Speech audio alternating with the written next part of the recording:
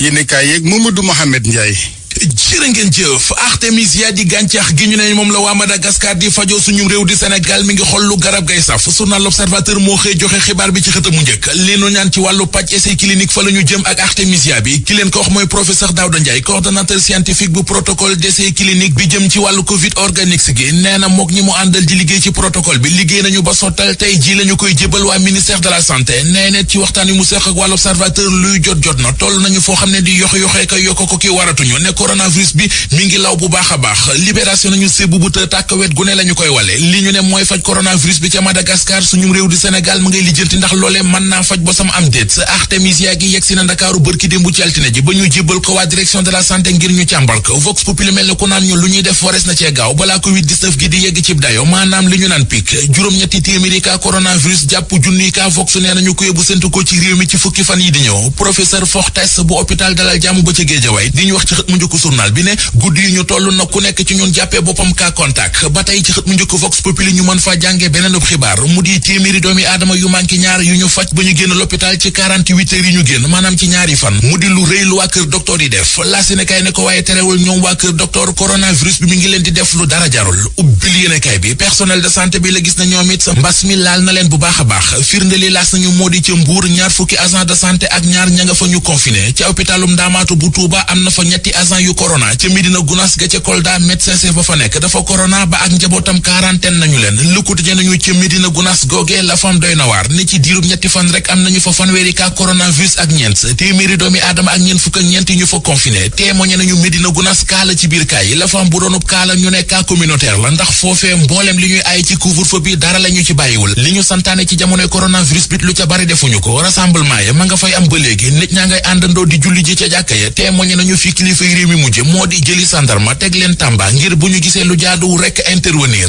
intervention bu Xaadim Bamba Diagne ci l'Observateur ab économiste la di ko xam-xamam màcc jëm ci wàllu koom nee na waa l'Observateur yoon yu ñu jël bu ñu ko wàcc lu coronavirus bi dinañu gën aw demee ndax réew mi ngi xelu lu mat sëkk jëm ci musiba maanaam catastrophe Bara Gaye njiital Clean Oil coow topp na ko ci réew mi ngi ne gàññi ci journal yi ñu xëyandoo tey mu di ci l'Observateur L'As Grand Place La Tribune ak Libération ñoom ñëpp xëye ay mbiram moom Bara Gaye patron station Clean Oil da doon takk jabar ci jamono ji nga xam ne dañuy tere dajeek dajaloo mu woo mbooloo ca këram yëf yi siiw gendarme yi jàpp leen Libération nañu mook jabaram ji yëpp ca section recherche bu gendarmerie fa la ñuy séetoo fa la ñuy defee seen lune de miel L'Observateur nañu xale bu jigéen boobee doon marié ak Bara Gaye Adja Diène la tudd ñu gën koo xam ci Zeyna mook jëkkëram Bara Gaye Clean Oil gendarmerie la ñu mujjee La Tribune nañu du ñoom rek ña ne woon ca mariage ba ñu ci mel ne ñaaxarañ loo snapper bu président Macky Sall Alassane Mbaye griot VIP Adja Diallo mannequin à la retraite Ndeye Diouf mu Sëriñ Fallu borom sama yaay may ma Papa Ndiaye ñoom ñëpp ak Bara Gaye Clean Oil mi doon takk jabar ñoo nga gendarmerie ñëpp téye ci garde à vue. asalaamaaleykum mbokk yi déglu dal leen ak jàmm ndimbal bi nga xam ne moom la nguurub Sénégal daal di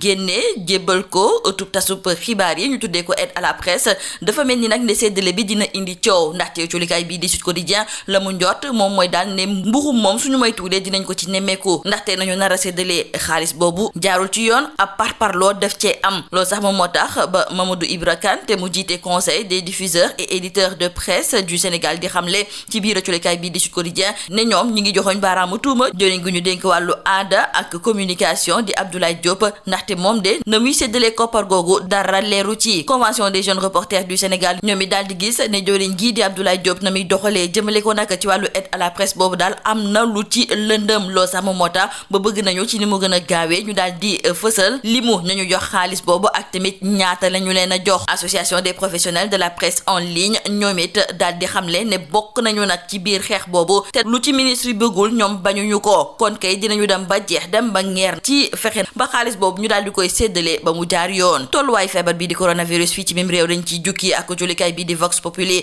ndaxte mi ngi ñuy xamal ne bu ñu sukkandikoo ci ay kaddu professeur Marie-Louise Fortes suñu maytuulee nag ci fukki fan yi nga xam ne moom la ñu dëgmal limu ñu am feebar bi di coronavirus dinañu yokku bu baax a baax dina am ci lu tolloog juróom-ñetti téeméer bay tollu sax ci junni cas yoo xam ne daal dinañ ko fi nemmeeku. autolikaay bi di Vox Populi du ñu xamal ne professeur Marie-Louise Fortes te mu nekk infectiologue épidémiologiste ak tamit jàngalekat ca faculté de médecine ca université Cheikh Anta Diop de Dakar moom mi nekkoon ganub émission bi di Allo Docteur fii ci biir rajo Sud FM moom moo ko daal di xamle. loolu di firndeel ne fi ñu jëm ak feebar bii de dina metti torop te it waa COUS di centre des opérations d'urgence sanitaire ñoom sax la ñu gis moom mooy ne laata njeexteelu weeru mai bi dinañu am ci lu tolloog 2 junni nit yoo xam ne daal am nañu feebar bi di coronavirus. fi mu nekk ni sax ñi nga xam ne ñoom ñooy am feebar bi dañoo ràññee ne ñi yëngatu ci wàllu faj ñoom ñoo ci ëpp ndaxte colikaay bi di laas la mu gis moom mooy ne fa li nga xam ne de moom mooy ci diwaanu Mbuur am na ci lu tolloog 22 agent yoo xam ne fi mu nekk nii dañ leen na ber ndaxte ñoom de dañoo lëkkaloo ak kenn koo xam ne dafa am feebar bii di coronavirus ñu ne déet ni waaye fa li nga xam ne nag moom mooy ca Médina Gounass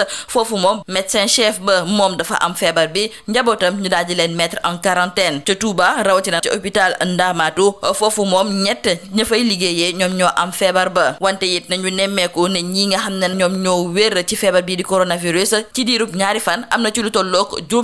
juróom-ñett yoo xam ne nag daal di leen cee nemmeeku. autolikaay bii di critique ne ñii nga xam ne nag tey jii de ñoom ñooy yëngatu ci wàllu wér-gi-yaram ñii faj nag ñi nga xam ne de ñoom ñoo am feebar bii di coronavirus ñoom de war nañu leen a sargal. Covid organique mooy garab boobu nga xam ne ma nga jógee ca Madagascar boobu it ñu ngi koy faral di jëfandikoo ngir faju ci feebar bii di coronavirus. autolikaay bi di Libération moo ñuy xamal ne réewum Sénégal jot na nag ci garab googu wante ñu ngi ko dénk direction de la pharmacie et du médicament ngir mu daal di koy liñatu. comité de suivi bi nga xam ne nag moom mooy saytu lépp lu jublu ci wàllu doxalin nañuy séddale lépp lu jublu ci koppar gu ñu génnee ci wàllu xeex ga ñuy xeex jëmale ko ci feebar bi di coronavirus dafa mel ni nag ne tey jii dinañu daal di tàmbali seeni activité dinañu dem ba fa li nga xam ne nag moom mooy ca ginnaaw raay foofu nga xam ne la ñu tàmbali woon nag di joxe dund ga ñu jagleel ñenn ci askanu réewum Sénégal. autolikaay bi di Le Soleil moom moo ñu koy xamal wante it suñu naataango yi tey jii ñu ngay ñëwaat ci benn mbir boo xam ne temps yëpp daal ñoo ngi koy coow mi ngi jublu nag ci ab kër goo xam ne gouvernement bu réewum Sénégal daf koo jënd fa li nga xam ne moom mooy ca New York daal di ci nag génne koppar gu takku tey jii nag joriñ gu ñu dénk wàllu affaires étrangères di Amadou Ba moom moo ci indi ay tontu mu daal di xamle ne lépp loo xam ne nag dañu koo def jëmale ko ci kër googu nga xam ne dañu koo jënd fa li nga xam ne moom mooy ca New York lépp jaar yoon. feebar bi di coronavirus mën nañu wax nag ne tax na ba ay activités yu bëri nekk ci tekkaaral ci wàllu gi ni mel sax réew mi quotidien daal di gis ne nag wàllu politique dafa mel ni ne feebar bi di coronavirus daf cee indi ab dal ndaxte ñu mel ni maître Abdoulaye Wade Ousmane Sonko Idrissa Seck El Hadji Malick Gakou ak i ñeneen fi mu nekk ni daal kenn déggatu leen. feebar bi di coronavirus yi tax na ba ñu bëri ci ñi nga xam ne nag ay béykat lañu te ñu ñëwoon fii ci biir Dakar mënuñu ñoo fexe nag ba delluwaat ci dëkk yi ngir daal di tàmbale campagne agricole bi. autolikaay bi di waa Grand Place du ñu xamal ne su fekkente ne nag indiwuñu ay coppite ci wàllu gi ni mel campagne bi ñu dëgmal daal dina metti torop fa li nga xam ne nag moom mooy ca Médina Gounass. autolikaay bi di Le Témoin mi ngi ñuy xamal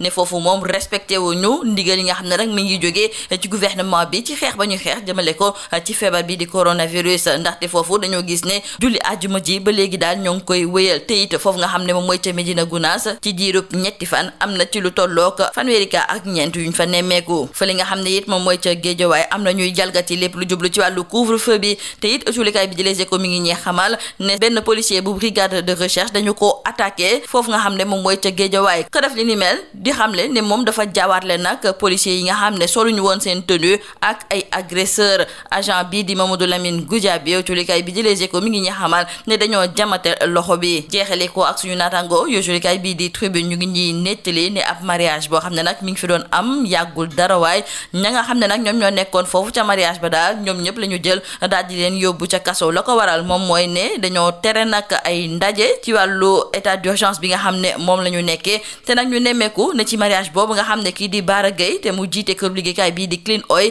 mi ngi doon takk ñetteel moom di Bara Gueye daal di nañu koy jël yóbbu Ñaxarañ Lo Alassane Mbaye Adja Diallo ak tamit waykat bii di Ndeye Diouf Serigne Fallou géwél bii di Alassane Mbaye ñoom ñëpp fanaan nañu ca kaso te it dinañu leen yóbbu ci kanamu procureur lii moo nekkoon ba dilukat yi li gën a fës ci biir ëtulikaay yi ñu leen di ñaanal njaxte lu bës ak jàmm. Mesdames et messieurs, bonjour. Une inéquité et une opacité totale entourent la gestion et la répartition de l'aide allouée à la presse. Nos confrères de Sud Quotidien ont fait le constat, mais nous disent aussi que c'est la presse dans la plupart de ses composantes les plus représentatives qui rejette ce qu'elle considère comme à la fois une injustice et un favoritisme flagrant frappé au coin par un mépris désinvolte autant des lois et règlements que de la volonté affichée du président de la République ainsi bafouée par le ministre et ceux de ses proches collaborateurs avec lesquels il partage ses manœuvres abusives et spoliatrices. En effet, nous disent nos confrères de Sud Quotidien, le Conseil des diffuseurs et éditeurs de presse du Sénégal, le CEDEPS, dénonce une aide à la presse distribuée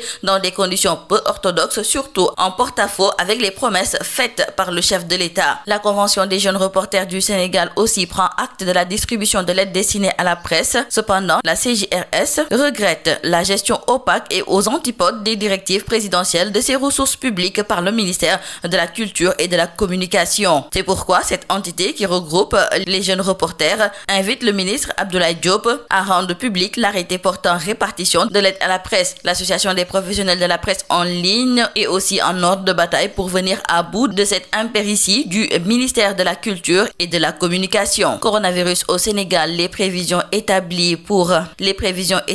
les prochains jours ne sont guère reluisantes. Et dans le journal Vox Populi, nos confrères nous rapportent que 800 à 1000 nouveaux cas de coronavirus sont attendus dans les 10 prochains jours au Sénégal. C'est ce qu'a révélé hier le professeur Marie-Louise Fortes, infectiologue, épidémiologiste et enseignante de la faculté de médecine de l'université Cheikh Anta Diop de Dakar. Elle était l'invitée de l'émission Allo Docteur de la radio Sud FM. Et selon elle, le Sénégal va vers la saturation du nombre de cas de coronavirus, ce qui devrait normalement permettre de rompre la chaîne de transmission. Et toujours dans cette même ordre d'idées, nos confrères nous indiquent que le Centre des opérations d'urgence sanitaire table sur un cumul de 2000 cas vers la fin du mois de mai. Et il faut noter qu'en ce moment, le personnel de santé est frappé de plein fouet. Dans le journal LAS, nos confrères nous parlent de 12 nouveaux cas à Médina Gounass, dont le médecin-chef, et à Mbour, 22 agents de santé sont en confinement. Pour ce qui est des cas guéris du coronavirus, le Sénégal a enregistré en l'espace de 48 heures 98 patients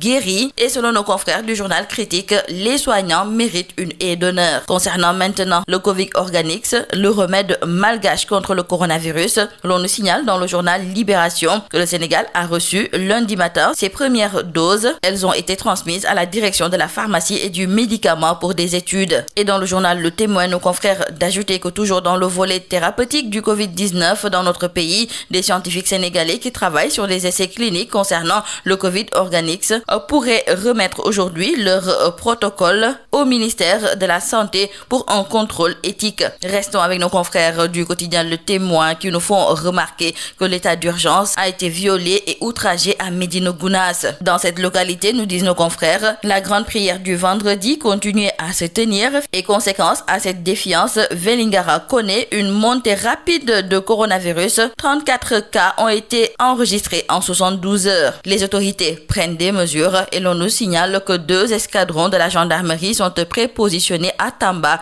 et prêts à intervenir. Le couvre-feu a également été violé au niveau de Guédiawaye. Nos confrères du journal Les Échos nous racontent que la mission de patrouille pédestre des éléments de la brigade de recherche du commissariat central de Guédiawaye a très mal tourné pour l'agent Mamadou Lamine Goudiaby. Ce dernier a été gravement poignardé au niveau du triceps de l'avant-bras gauche par un récalcitrant au couvre-feu et l'auteur de l'agression dit avoir confondu les limiers en civil à des agresseurs. Le coronavirus a mis en berne certaines activités, mais il a aussi confiné nos acteurs politiques. Nos confrères de Rewmi Quotidien qui nous en parlent nous indiquent que Maître Abdoulaye Wade, Ousmane Sonko, Idrissa Seck, El Hadji Malick Gakou et consorts sont actuellement en hibernation. Dans le journal War Grand Place, nos confrères ont des craintes concernant la prochaine campagne agricole car des milliers de travailleurs de la terre sont confinés dans les villes. Le comité de suivi de la mise en œuvre des opérations du fonds Force Covid-19 compte démarrer ses activités aujourd'hui et à en croire nos confrères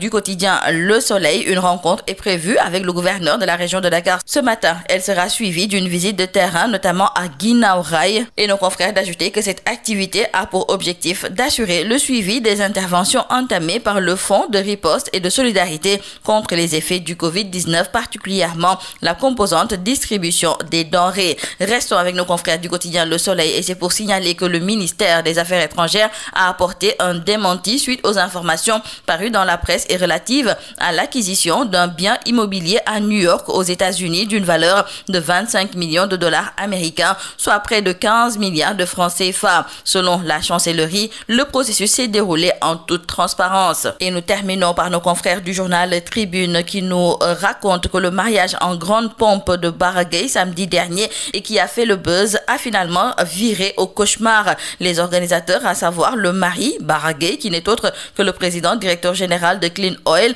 et sa belle-mère Alassane Mbaye, griot des VIP, Niang Haragne Lo et la jet-setteuse Adja Diallo, de même que la chanteuse Ndeye Diouf Serigne Fallou, entre autres, ont tous été arrêtés. Ces derniers sont en garde à vue à la brigade de la section de recherche de Colobane. Ils vont y passer leur première nuit en attendant que le procureur soit saisi du dossier pour y donner une suite. Rappelons que tout ce beau monde et d'autres personnes étaient ensemble au mariage de Bara Gueye qui prenait une troisième femme. C'est tout à vos journaux et très bonne lecture.